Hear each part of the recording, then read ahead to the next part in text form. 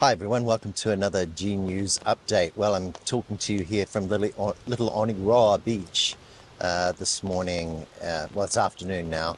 And I just wanted to talk about a couple of things I noticed in the media today. One of them was that there was a headline that said that Christopher Hipkins was comfortable being a socialist, being labelled one anyway. And that was on Radio New Zealand, and it had come out of an interview that Guy on Espinard had performed with Chris Hipkins.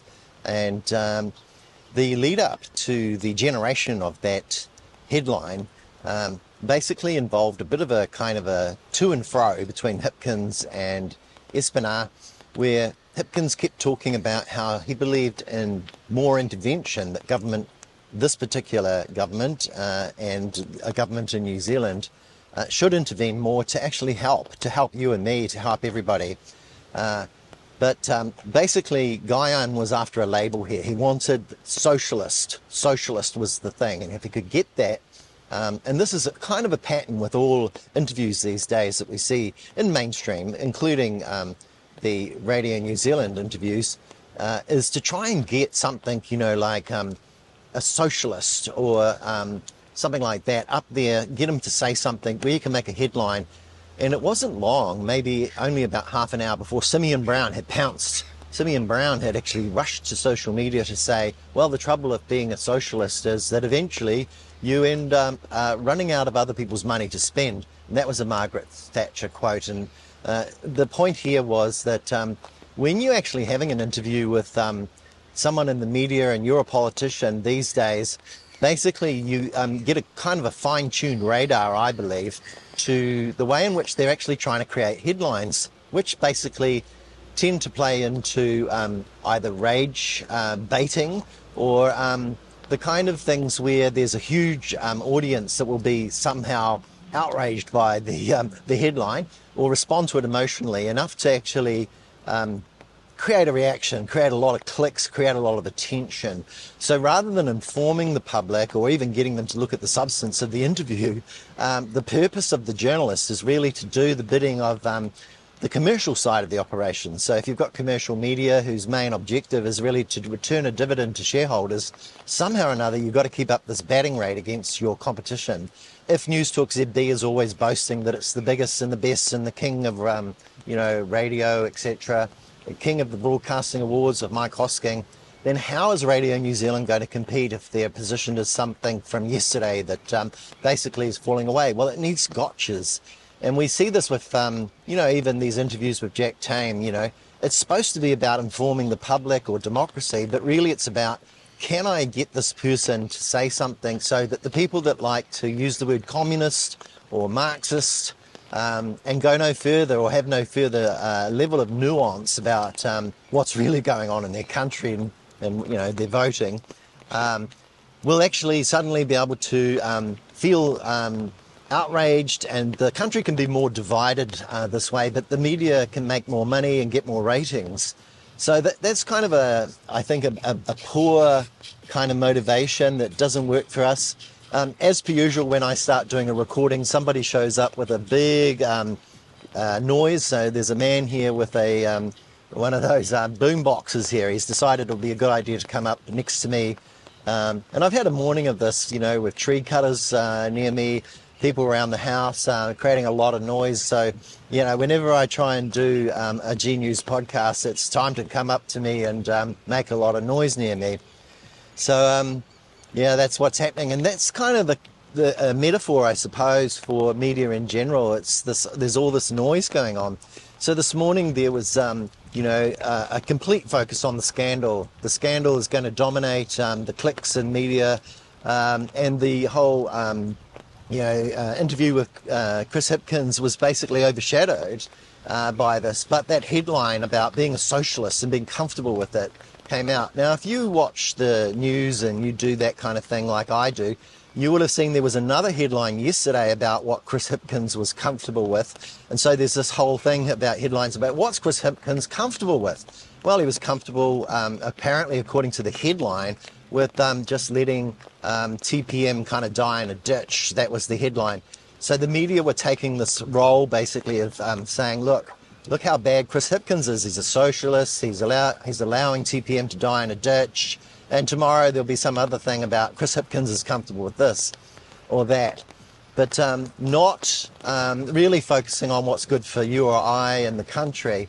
And I noticed in the interview with Guyon this morning that we actually had a situation where Guyon was prepared to call the last 30 or 40 years capitalism. It was capitalism, really, he said. But the point was it was really neoliberalism, a version of capitalism where, you basically cut things. You have austerity, you have privatization in government, you have deregulation. And this is the opposite of intervening. This is not about kind of an interventionist or a mixed kind of blend, a mixed economy where there's a bit of socialism, there's a bit of capitalism, and some kind of balance in between works. Neoliberalism is about stripping out everything, that's to do with actually intervening and making out that you're actually doing this great job. So it's a very hard sell, neoliberalism. But basically what actually happens is, you get large monopolies that form as, banks start making huge profits or gentailers start making huge profits. A lot of price gouging of consumers, prices go up. The monopolies really don't have much competition. And the same can be said, for supermarkets, for example. The price of butter will start to soar up, even though it's a world commodity, and you'll say, well, that's driven by, commodity prices. There's not much competition. So this morning, the news that there was a Costco store possibly opening sometime in the future because some real estate had changed hands was immediately pounced on by Nicola Willis, and she was like, oh, isn't it great that there's going to be competition? But when you really look at what she's doing, her game is not to have any much competition here, but to give the appearance of doing things like that. So the same can be said, when it came to energy reform. Did Nicola Willis break up the gentailers? Did she do anything bold or anything that made a difference? No, she was like, look, I tell you what, we'll use some taxpayers' money to keep it the same way, to protect the status quo. Here's some money, we'll invest in the gentailers. We won't break them up. We'll reject most of the recommendations from the Frontier report that cost $500 million and was waste money. And we'll just carry on. But I'll be talking about how we're looking for market-led solutions from the supermarkets, and we're not going to touch the gentailers. And now the banks have all come out, like Westpac, with a 13%, profit, and ANZ have just creamed it, massive profits. And that's kind of made people think, oh, well, maybe we should have regulations that force banks to, kind of keep their margins tighter, because they're just creaming it in a cost of living crisis while you and I and everybody else in this country are struggling, aren't we? But the big groups like those three, the bankers, the gentailers and the supermarkets, they all have something in common, don't they? They're all members of the NZ Initiative. They're all members of this Atlas network that's ramming through legislation. And so last night we saw the Atlas Network ramming through legislation, getting rid of the things that stand in their way, the interventions. And one of those interventions is honouring Te Treaty. So wherever you see a government saying, we're going to strip back the treaty, we're going to get rid of the treaty or the tribunals, or, doing all this RMA reform, let's just get rid of the treaty, let's get rid of everything that's to do with the treaty out of the Regulatory Standards Bill, for example. It won't be mentioned. And we'll elevate private property rights. We'll kind of make it so that the people that are very, very wealthy and the monopolies continue to survive. And we'll make out that we're doing something about it. In the meantime, we'll do all this performative politics like Nicola Willis does. So that came up in the interview with Guyon, but it didn't make a headline, that there would be more action taken by a Labour-led government to actually do something about these great big customers of the NZ Initiative, the members of the NZ Initiative. Now remember, Nicola Willis is a former director of the NZ Initiative. So what we're trying to say here is that if you join up all the dots, you've got a finance minister who is pretending to bring more competition to New Zealand and doing very little about it, really. No real major reform is going to happen if we keep voting for Nicola Willis. And if you're going to keep calling and people names like you're a socialist or you're a Marxist because you're a Green Party person. You're just a Marxist, so I won't listen to your arguments. It's just dividing people. It's not actually good for society. So if News Talk ZB was good for society, it would have better conversations. But it would, probably find that they're actually seeking to blame Jacinda Ardern somehow for what happened with Mick Skibbings and, efforts to kind of like interfere there in the investigation, how this woman has been let down in the police. But what you didn't probably see, and I did highlight this morning, was that while we're all focusing on that scandal, because the politics of scandal make more clicks than anything in our media, yes, we were passing legislation in the government about stripping out to treaty, taking away the obligation for school boards to actually have an obligation there to give effect to the treaty in our schools. So on all levels, the neoliberals are trying to get rid of everything to do with that treaty out of the way. And it's sort of seen as an obstacle, something that's a barrier, an interference, a socialist sort of thing, something in the way of the completely pure free market of capitalism, which can exploit everything and create massive wealth inequality, poverty everywhere. And then eventually you get things like the Great Depression, and then there's a reaction to that, a backlash, where you bring in a banking regulation to try and fix that problem. But ultimately, with neoliberalism, it gnaws away and it tears down all the regulations that we've got, which is the purpose of David Seymour's regulatory standards bill, really. And we saw that advancing in Parliament last night without any media scrutiny at all. Nobody was concerned because they were all bashing away trying to create headlines about this police scandal. So I guess what I'm kind of commenting on here is that in general, we're seeing people that want to make proper change here who are either social democrats or understand that if you have a mix of socialism, like mental health care, or public services that are like, universal, like free hospitals where you can go if you're sick and you can't afford something, so you can live and then pay more taxes, are actually good for society. And that capitalism, pure capitalism by itself, laissez-faire capitalism, doesn't last. It can't. It doesn't survive by itself. And that neoliberalism is a failure, and that this is the kind of thing, it doesn't trickle down.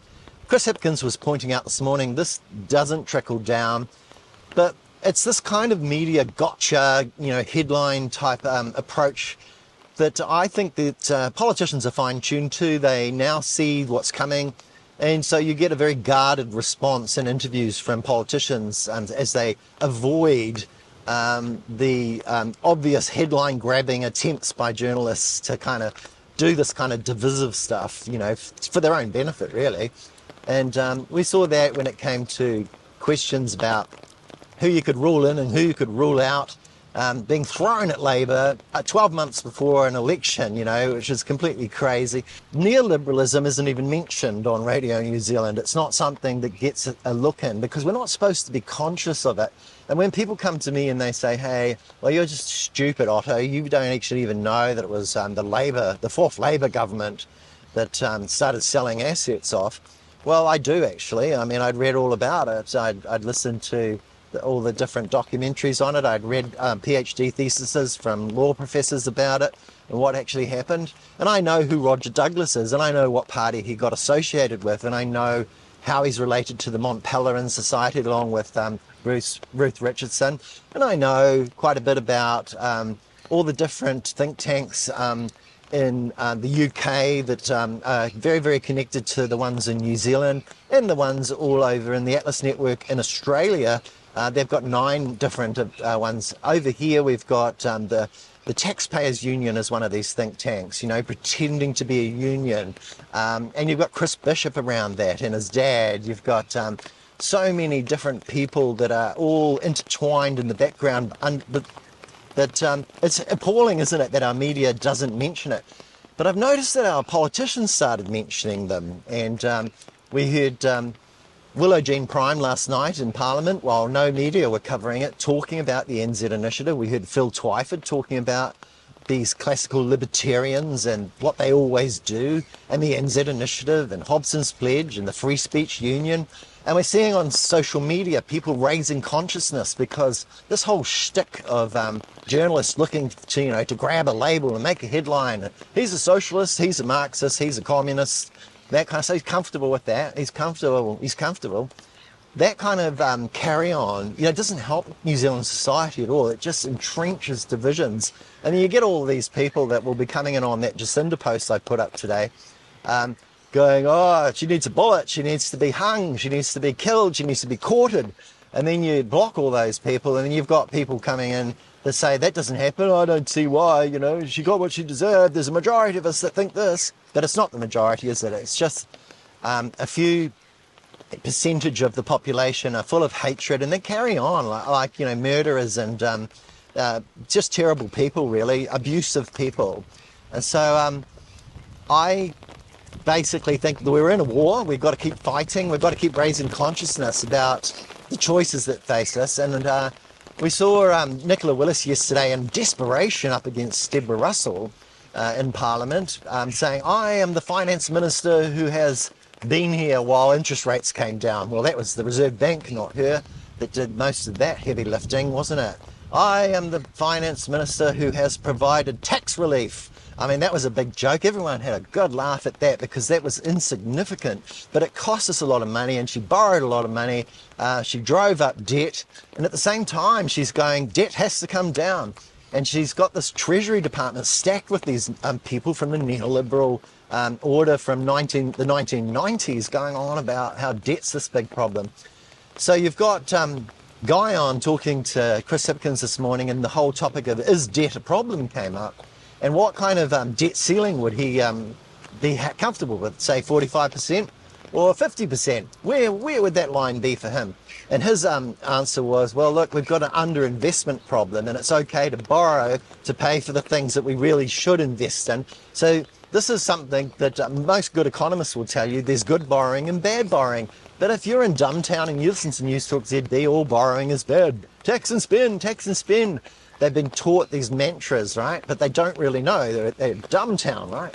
So basically, we've got this massive infrastructure deficit. We've got to actually pay for it somehow. The cheapest way is through borrowing off our balance sheet, and that's got the lowest interest rates for us. So presto, there's all these private interests that are in there in our media trying to convince us that that's not the way to go. That's a terrible sin. That's a mortal crime. Don't do that. Don't do the cheapest possible way. Use PPPs. Well, Chris Hipkins said, well, PPPs are actually on the balance sheet as well, and they're way more expensive. They're not always the right thing to do, are they? So if you're going to listen to rational, sensible stuff that's good for New Zealand, you do listen to someone like Chris Hipkins, and you get past all of this Dumbtown stuff over on News Talk ZB and then the Herald. So there was Nicola Willis this morning on Radio New Zealand having a good old crack at the CGT and saying, look, this is a tax on every small business. This is a tax on your KiwiSaver. And the argument is that there's these, secondary effects. If you bend over backwards and you really were desperate and you didn't have any answers, well, you'd keep repeating these secondary effects, which are very small. And there are many other secondary effects from anything that you do in the economy. But so this is real desperation, and it's disinformation and it's misinformation. And it needed the help of somebody like Audrey Young to kind of prop it up last week. I just read the way in which she kind of like tries to help the National Party this way. But the Labour Party have been very strong on saying you're lying. You're actually saying that this is a tax that's wide, that it's broad, that it's going to affect like 9 out of 10 instead of the other way around. Only 1 out of 10 would be impacted by the CGT. So it's a narrow tax on that rental market, the second home, not the first family home, and it's on commercial properties and not the properties that a business would necessarily sell. And just about all the answers have been given. It's a good tax. People have seen through what Dumbtown are doing here, I think, and But you've got Nicola Willis going, oh, you know, it's this thing it isn't, and trying to get away with it. But Tangi Utakeri did a good job this morning, just kind of like eventually when he could get past Ingrid Hipkiss, who was telling him to shut up, explaining that that New Zealand, under a Labour government, will protect our assets. It won't sell them off. It'll put them into this future fund, and we'll start investing in ourselves, and we'll start building up. Now, some people might call that socialism, but I just call it practical good sense. Hang on to your assets. Don't flog them all off to foreign owners, which is what this government and what the neoliberals want to do. The neoliberals that aren't named by media, that don't really tell us the full story. So I'm just going to leave it there. I'm at Little Oniroa Beach. There was a small dolphin here apparently this morning that washed up, not alive anymore, unfortunately. And it's raining, and I just kind of came out here basically because I thought, well, it's pretty noisy around home at the moment, and there's a lot going on. There's a lot of preparation around. So I come out to a beach like this to get away from it all a bit, really. And what happens? Well, the boombox guy and the tree cutter people, and that's about all I have to say. Somebody commented, don't have too many coffees, G, before you do one of these stand-ups, updates, because sort of almost getting a bit fast talking, really. But mainly it's because around me there's a whole lot of distraction, so I'll just leave it there today. This is pretty beautiful here, even in the rain, isn't it? So have a wonderful day, and I'll talk to you all again soon.